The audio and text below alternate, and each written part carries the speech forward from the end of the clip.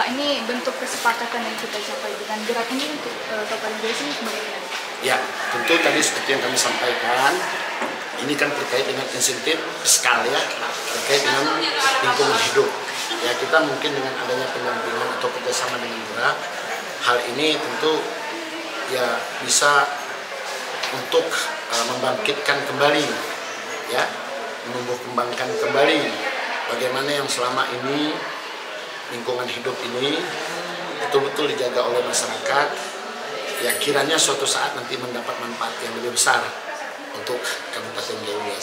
Nah, jadi oleh karena ini, sekaitan dengan hal tersebut, terkait lingkungan ini sangat penting kiranya. Dan saya juga melihat masyarakat di Kabupaten Gianyar sangat luar biasa. Saya tidak pernah, mungkin hampir setahun saya di sini, hampir ya, 1 tahun, saya tidak pernah mendengar ada pembalakan liar ataupun illegal logging lah. Jadi ini kan salah satu kaitan dengan lingkungan.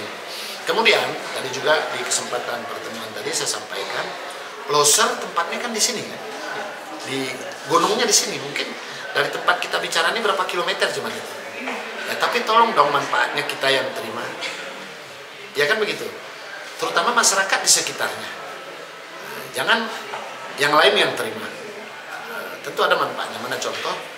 Sementara ini yang bukan kita protes, ya, kantornya di Sumatera Utara, kemudian labnya di Aceh Tenggara, loser kita punya, tapi seolah-olah yang memilikinya orang lain begitu. Ya, bukan kita tidak sepakat, tapi walaupun demikian hendaknya tolonglah masyarakat umumnya di Kabupaten Gianyar, khususnya di sekitaran kaki Gunung Loser itu, yang mendapat manfaat sedikit lah atas paru-paru dunia ini. Nah, ini mungkin yang sering nanti kita lihat. Itu aja.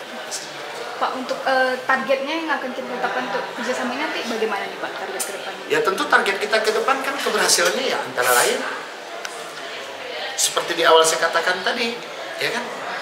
Ya minimal orang mengakui lah Loser itu memang di Gayo Lues.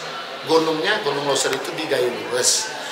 Itu antara lain targetnya. Tentu target-target yang lain juga kan mesti banyak tentu turunannya nanti. Mungkin dalam diskusi nanti akan berkembang lah apa-apa saja yang akan menjadi bahan pertimbangan kita semua. Dan memang kebetulan gerak juga saat ini sedang bekerja sama dengan lingkungan ya Pak ya. Nah, lingkungan. Jadi ya kita mengajar itu. Nah, saat ini juga ada insentif fiskal terkait lingkungan ini di provinsi ya. Kita berharap ya Kabupaten Gianyar juga harus mendapat cipratan dari insentif fiskal tersebut gitu. Apalagi hutan kita sudah saya sampaikan tadi kan, hutan kita luasnya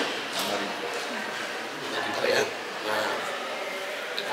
luas hutan kita itu ya nomor 1 di Aceh, 5.541,29 km persegi. Itu data loh, bukan data siapa-siapa, data yang ada di sini ya. Jadi ini kan penting kiranya. Itu masyarakat di sini supaya jangan masyarakat lagi nanti kesana menambah, itu kan harus kita ya UMKM-nya kita hidupkan ya, atau kerjasama lainnya apa, pariwisatanya kita tumbuh kembangkan, sarana prasarananya kita perbaiki untuk menuju ke situ kan begitu. Nah tentu ini semua kan harus dengan pembiayaan ya, dengan fiskal lah. Ya mudah-mudahan fiskal itu nanti bisa mendapat untuk Kabupaten Gianyar. Kebijakan inovasi insentif fiskal ini Gianyar apa nih? Ya, terima kasih banyak. Pertama gini, kami tentu dari Gerak Aceh mengucapkan terima kasih banyak atas kerjasama kolaborasi yang dilakukan oleh pemerintah Gianyar dengan Gerak Aceh. Nah kebetulan Gerak Aceh sejak 2018 sudah bersama dengan Koalisi Nasional itu mengembangkan ekologi fiskal transfer, yaitu anggaran berbasis ekologi. Nah salah satu tujuannya adalah bagaimana kemudian pemerintah dari level nasional, kemudian pemerintah yang paling kecil itu di level Gampong memiliki kesempatan bersama untuk mendapatkan proporsi budget ya dalam mendorong kinerja yang berbasis pada ekologi, penyelamatan lingkungan hidup. Nah kebetulan Indonesia untuk tahun-tahun yang sekarang ini kan sedang mengembangkan yang namanya karbon ya. Bagaimana kemudian pemerintah Indonesia mencoba mengembangkan banyak daerah-daerah yang kemudian mulai mengedepankan terkait dengan perlindungan kawasan hutan. Nah salah satunya adalah soal kalau sekarang istilah barunya itu bahasa Indonesia perdagangan karbon ya. Jadi karbon itu dihasilkan di daerah, daerah juga harus mendapatkan hasil dari itu. Nah kemudian gerak bersama dengan koalisi nasional sedang mengembangkan ini, bagaimana kemudian di level paling kecil, dalam hal ini pemerintah kampung berkolaborasi dengan pemerintah di tingkat di atasnya, yaitu pemerintah kabupaten, bersama-sama menjaga kawasan hutannya. Dan kalau kawasan hutan sudah dijaga, otomatis dengan sendirinya penurunan terkait dengan emisi gas rumah kaca, kemudian perdagangan karbon itu menghasilkan penghasilan produknya, yaitu keuntungan bagi pemerintah daerah sendiri. Nah, sama yang disampaikan oleh Pak Bupati tadi, bahwa kolaborasi kerjasama kami ini murni adalah bagaimana mengembangkan pada kebijakan inovasi pemerintah daerah. Jika inovasi ini berjalan, otomatis ada impact keuntungan. Apa impact keuntungannya? Pak Sekda mungkin baru pulang dari nasional, ketemu dengan kawan-kawan dari BPDRH ya, Badan Perdagangan Lingkungan Hidup. Nah, salah satu di dalamnya adalah bagaimana pemerintah daerah itu mengembangkan inovasi-inovasi yang berhubungan dengan lingkungan hidup, menyelamatkan lingkungan, dan anggarannya buat berbasis kinerja. Jadi itulah ruang yang kemudian dipakai oleh Gerak dalam kerjasama ini. Sebenarnya potensi apa sih yang kita lihat dari Gayo Luas ini sehingga kita memutuskan untuk bekerjasama dengan pemerintah daerah? Ya kebetulan kalau dalam metrik yang sudah kami kembangkan di Gerak atau di level Provinsi Aceh, Gayo Luas kabupaten ke-8.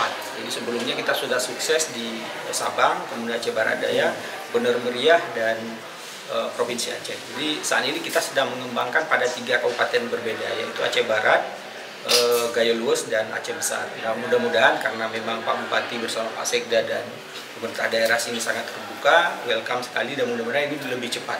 Jadi inovasi dari ini sebenarnya keuntungannya apa? Keuntungannya bagi masyarakat, keuntungannya bagi pemerintah yang paling kecil di levelnya, yaitu pemerintah desa.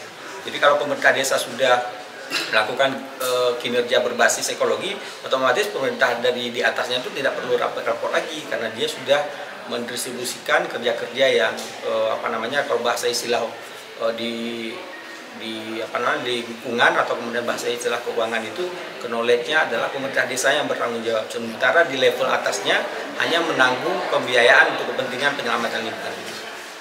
Harapan kita nih Pak terakhir untuk dengan ya, kami berharap bahwa elaborasi ini terus berkembang ya, Pak Bupati dan Pak Sekda dan pemerintah Kabupaten Gayo Luas sangat terbuka menurut kami, dan mudah-mudahan ini bisa berjalan dengan bagus, karena saat ini di level provinsi kita sudah berhasil mengeluarkan produk hukumnya Pak Bupati ya. Produk hukumnya itu namanya TAPI, Transfer Anggaran Berbasis Ekologi. Nah, tahun ini juga pemerintah provinsi lewat skema pendanaannya memiliki anggaran sebesar 5 miliar yang kemudian diperebutkan oleh 23 kabupaten kota. Mudah-mudahan Gayo Luas salah satu di antaranya, dan sehingga kemudian ada dana transfer dari provinsi itu yang bisa dipakai untuk kepentingan lingkungan hidup di Gayo Luas. Cukup ya? Cukup. Jangan lagi tanya motivasi.